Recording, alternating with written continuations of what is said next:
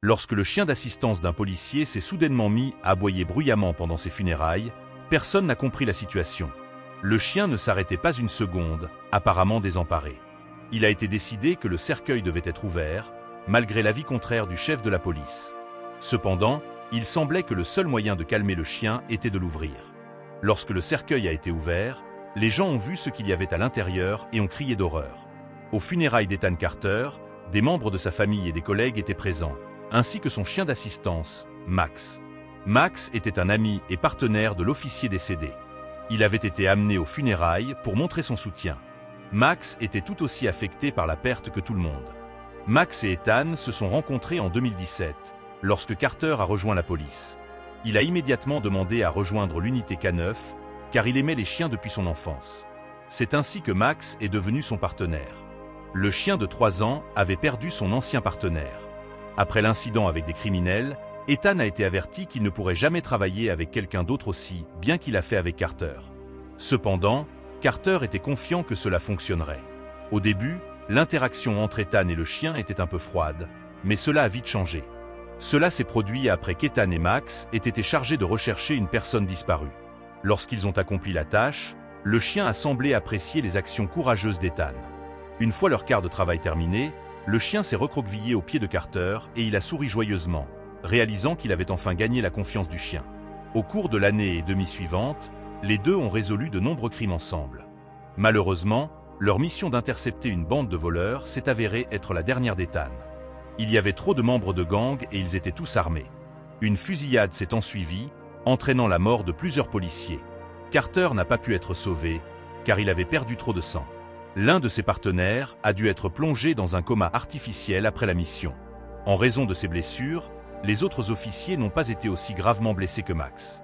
Max a également été blessé, mais il s'est rétabli assez rapidement, de sorte que le chien a connu la mort de son partenaire pour la 2e fois. Cependant, revenons au présent. Les policiers, prenant place à côté de la tombe d'Ethan, ont permis à Max de s'allonger à leurs pieds.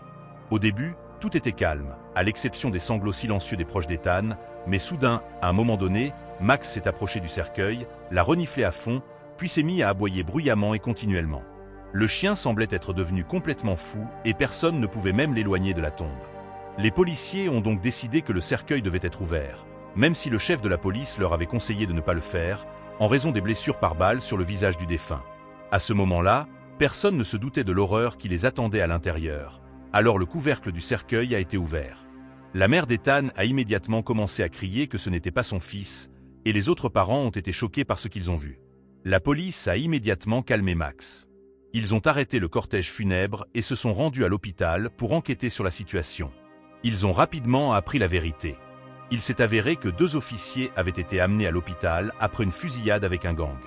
L'un d'eux avait succombé à une perte de sang et l'autre avait été plongé dans un coma artificiel. Cependant, le visage de l'officier blessé était bandé et les médecins avaient mélangé les corps des officiers. Ils croyaient qu'Ethan était mort, alors qu'en réalité, c'était son partenaire qui avait succombé. Pendant ce temps, Carter avait subi une intervention chirurgicale et avait été plongé dans le coma. La police a commis une erreur en se fiant aux déclarations des médecins et en ne procédant pas à l'identification cette nuit-là. Personne n'a remis en question les affirmations de l'équipe médicale, et maintenant les médecins ne peuvent que présenter leurs condoléances. Nous voudrions presenter nos sincères excuses aux familles de officiers. Ethan a repris conscience quelques semaines seulement après sa sortie de l'hôpital. Peu de temps après, il a pu retourner au travail. L'homme était profondément attristé par la perte de son partenaire, mais en même temps, il se sentait chanceux d'avoir survécu. Ethan était immensément reconnaissant envers Max, qui a réussi à résoudre cette situation difficile à temps. L'officier et son fidèle chien continuent de travailler ensemble, se faisant confiance inconditionnellement. Nous avons hâte de vous voir bientôt.